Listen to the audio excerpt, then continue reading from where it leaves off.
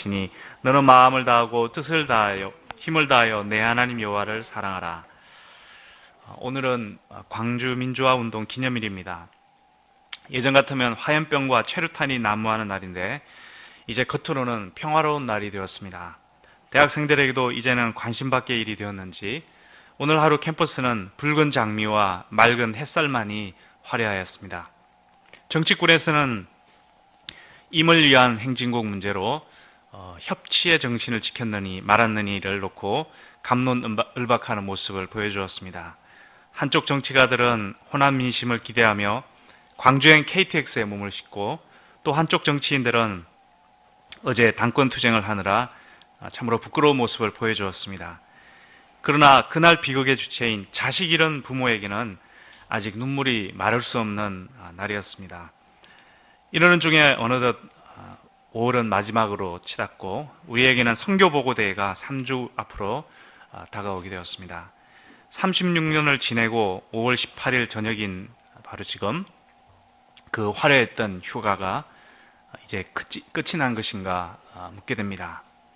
역사는 잊혀질 수 있지만 그 정신은 지속되지 않는가 생각이 됩니다. 우리가 신명기를 생각할 때도 그러합니다. 출애굽 역사와 호렙산에서 계명을 받았던 사건은 신명기 세대에게는 이제 40년이 지난 먼 옛일이 되어버렸습니다. 그래서 그 일을 다시 가르쳐야만 했습니다.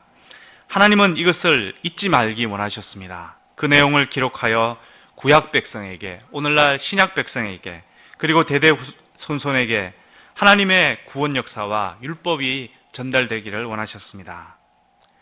우리는 오늘 성경에서 제일 중요한 말씀을 앞에 두고 있습니다.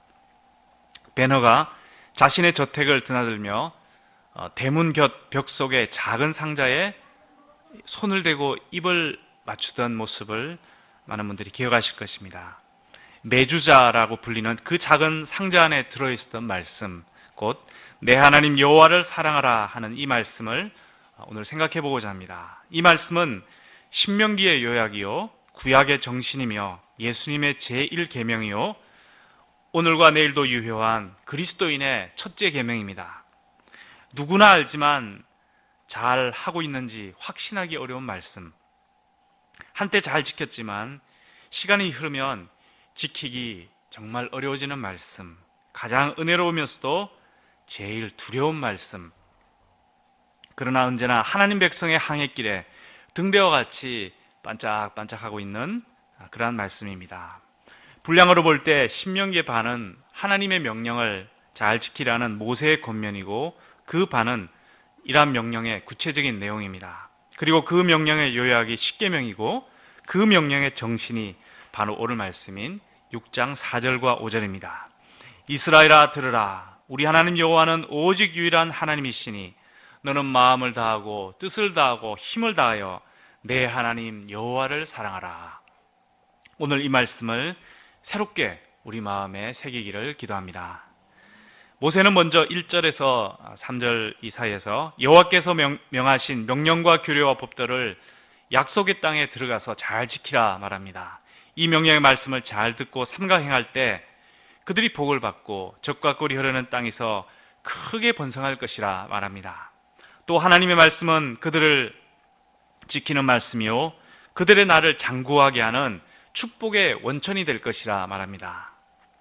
그러면 이스라엘이 들어야 할 말씀은 무엇입니까? 이스라엘아 들으라. 우리 하나님 여호와는 오직 유일한 여호와시니. 이 장엄한 선포는 이후 모든 말씀의 전제가 됩니다. 들으라 하는 말은 인간이 하나님 앞에서 어떤 존재인가 하는 것을 돌아보게 합니다.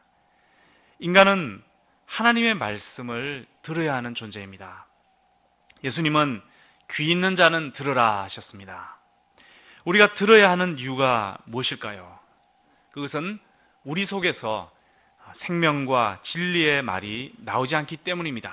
그것은 창조주의 음성에서 나옵니다. 그래서 우리는 잘 듣는 사람이 되어야 합니다. 잘 듣고 삼가 행하여 생명과 복과 번영을 향한 인생길을 가는 지혜를 가져야 합니다. 평소에 우리는 사람들의 말을 많이 듣습니다. 사람과 대화하고 또 사람이 쓴 책을 읽고 또 대중매체를 통해 많은 이야기를 듣는데 결국은 이것은 사람들의 생각이요 또 사람들이 전하는 말입니다. 이러한 것 속에는 필요한 말이 많이 있지만 또 많은 경우 불필요한 말도 있고 어떤 경우 잘못된 말도 많이 있습니다. 우리가 신명기 세대를 생각하면 그들은 앞으로 가나안 땅에 들어와서 가나안 사람들의 말을 많이 듣게 될 것입니다. 바알이 이래, 아세레가 이래 하며 또 가나안의 풍습은 이렇다, 문화가 이렇다, 이런 이야기들을 많이 듣게 될 것입니다. 그리고 이스라엘은 그 들은 대로 생각하고 많은 영향을 받게 될 것입니다. 그러나 이스라엘은 그 무엇보다도 하나님의 말씀을 잘 들어야 합니다. 그래야만 그들에게 생명이 있고 번영이 있게 될 것이기 때문입니다. 들어야 할 핵심적인 말이 4절에 나오고 있습니다. 우리 하나님 여호와는 오직 유일한 여호와시라. 여호와가 유일한 분이라 하는 것은 앞으로 주어질 모든 말씀에 대한 전제요 근본이 됩니다. 여호와는 그들을 애굽에서 구원하신 하나님, 그들을 자기의 언약 백성 삼으신 바로 그들의 하나님입니다. 모든 자녀에게는 아버지와 어머니라는 부모가 있습니다. 이와 같이 이스라엘 백성에게는 여호와라는 분이 계시다는 것입니다. 그런데 그 신은 여러 신들 중에 하나가 아니라 오직 유일한 분입니다. 이는 다른 신들도 실제로 있다는 뜻이 아니라 오직 여호와만이 신이라는 뜻입니다. 가나안 족속이나 이방인들이 섬기는 다른 신들은 그냥 피조물입니다. 나무를 깎고 또 돌을 다듬고 금속을 부어 만든 사람의 피조물일 뿐입니다. 그래서 이러한 것들은 사람이 섬길 신이 되지 못합니다. 그러나 여호와는 유일한 신이요 창조주시며 이스라엘을 구원하고 언약을 맺으신 바로 그들의 하나님이십니다. 이와 같이 여호와 하나님은 그 본성 자체로 유일할 뿐만 아니라 이스라엘과의 관계성에서도 유일한 분이 되십니다. 이러한 유일한 여호와에 대한 이스라엘 자세가 어떠해야 하는지 모세는 이야기하고 있습니다. 너는 마음을 다하고 뜻을 다하고 힘을 다하여 주 너의 하나님을 사랑하라. 마음과 뜻과 힘을 다한다는 것은 우리의 모든 것을 다하는 것을 의미합니다. 모든 것을 다해야 하는 이유는 여호와 하나님만이 이러한 사랑을 받기에 합당한 분이시고 또 이러한 사랑을 감당할 수 있는 분이기 때문입니다. 우리가 사람에게 사랑을 쏟아부을 때 결국은 실망을 할 때가 많습니다. 사랑하는 사람이나 또 자녀나 어떤 대상에게 또 어떤 이상 옛날처럼 어떤 이데올로기에 이렇게 사랑을 쏟아부을 때 결국은 실망을 하게 됩니다. 그러나 하나님은 자신에게 그런 사랑을 쏟아부어라. 내가 너의 사랑을 감당할 자신이 있다. 나에게 사랑을 쏟아부어라. 이렇게 말씀하시며 당신의 세계로 우리를 초청하고 계시는 것입니다.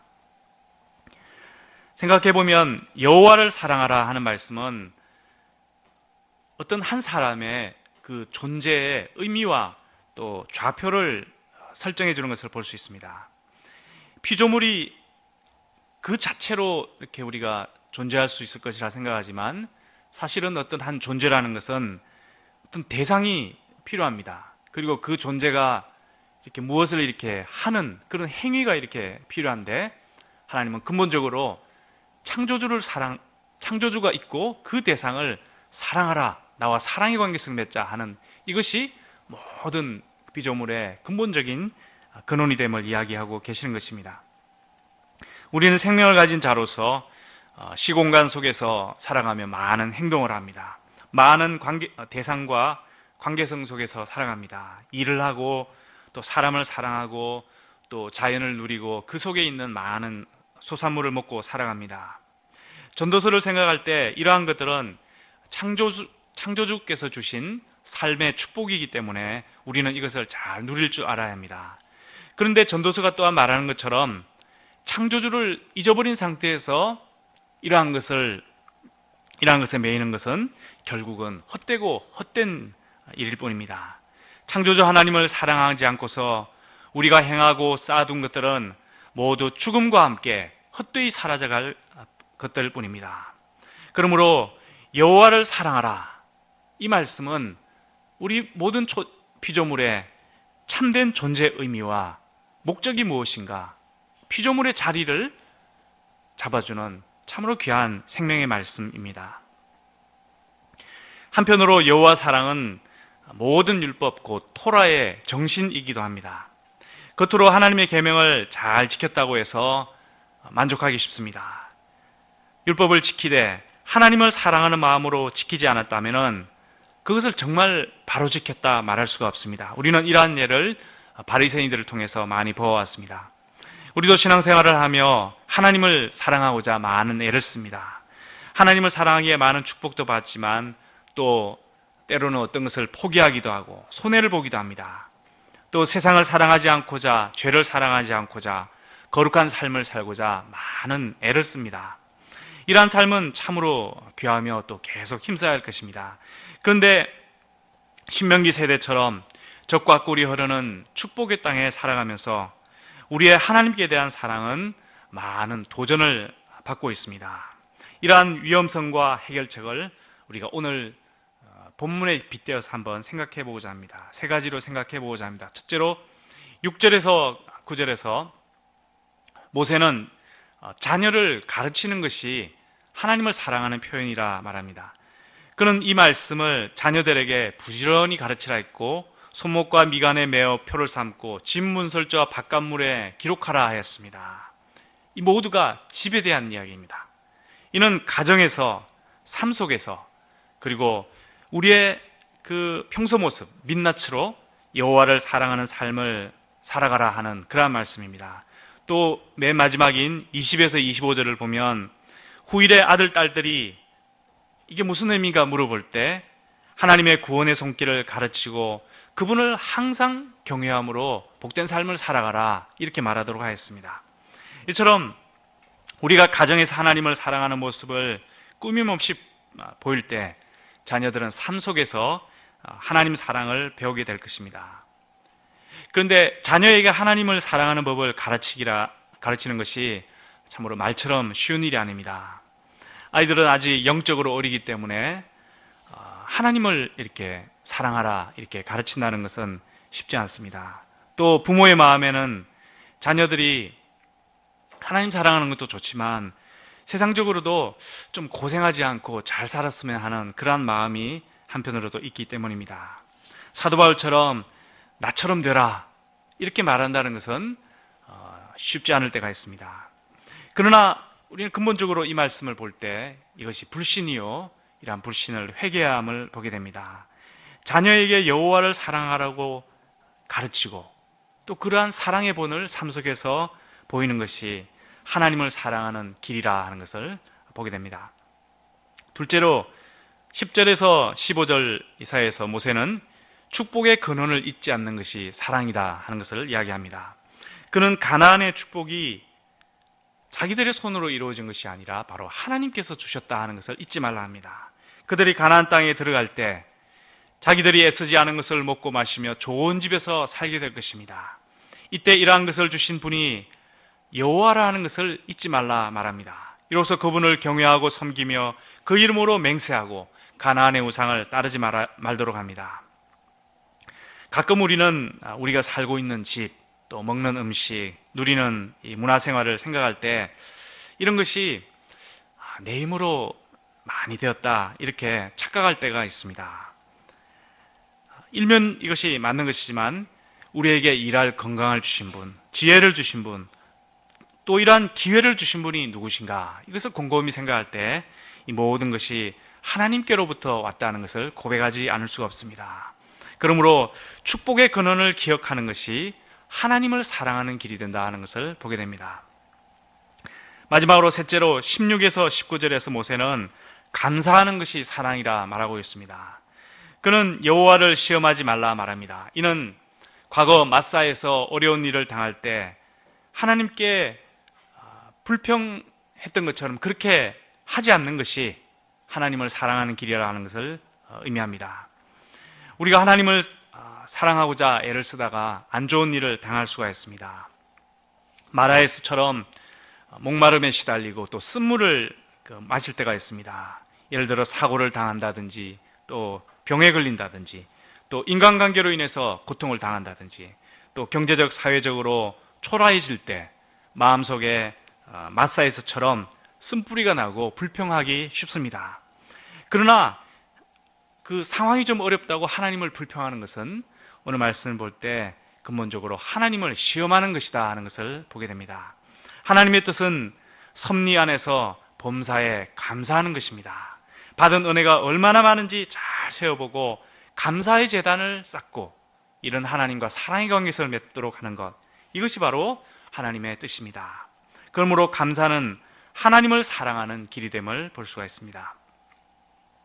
이상에서 오늘 본문을 통해 우리는 하나님을 사랑하는 여러 가지 길에 대해서 생각해 보았습니다. 자녀와 제자들에게 사랑과 믿음을 가르치고 우리가 누리는 축복을 누가 주셨는지 잘 기억하며 불평을 그치고 감사하는 중에 우리가 하나님께 대한 사랑을 잘 간직해 나갈 수가 있습니다. 오늘날 풍요로운 한국 땅에서 우리는 여호와께 대한 사랑을 잊어버리기가 참으로 쉽습니다. 자녀를 사랑하고 물질을 사랑하고 쾌락과 권력을 사랑하며 이러한 나 자신만을 사랑하기가 너무나 쉽습니다. 그러나 여호와께 대한 사랑이 없으면 이 모든 것이 모래 위에 지은 집이라는 것을 잘 기억해야 할 것입니다. 우리와 자녀와 손자 세대가 마음과 뜻과 힘을 다해 항상 여호와를 사랑할 수 있기를 기도합니다. 우리 아남골에 이러한 여호와께 대한 사랑의 불이 늘 불타오르며 바로 이러한 영적 유산을 자손만대 이어갈 수 있기를 간절히 기도합니다. 우리 요절 말씀 읽고 함께 기도하도록 하겠습니다. 4절과 5절입니다. 시작. 이스라엘아 들으라. 우리 하나님 여호와는 오직 유일한 여호와시니 너는 마음을 다하고 뜻을 다하고 힘을 다하여 내 하나님 여호와를 사랑하라. 기도하겠습니다. 하나님 아버지, 여호와께서 유일한 분이심을 고백합니다. 하나님께서 우리에게 참 놀라운 사랑을 보여주셔서 감사합니다. 저희들이 이 유일하신 하나님을 마음과 성품과 힘을 다해 사랑하며 하나님 뜻을 순종하며 사랑하는 주의 백성 되게 해주시옵기를 기도합니다. 오늘날 세상에 저희들이 참 현혹되고 또 참 이끌려서 사랑하게 되는 참 이러한 것들이 너무나 많은 것을 보게 됩니다. 그러나 이러한 것이 하나님 사랑을 막는 것이라면 저희들 과감히 결단하고 마음과 성품과 뜻을 다해서 온 힘을 다해 하나님을 사랑하는 순수한 하나님 백성으로 살아가게 도우시기를 간절히 기도합니다. 감사하며 예수님의 이름으로 기도하였습니다. 아멘.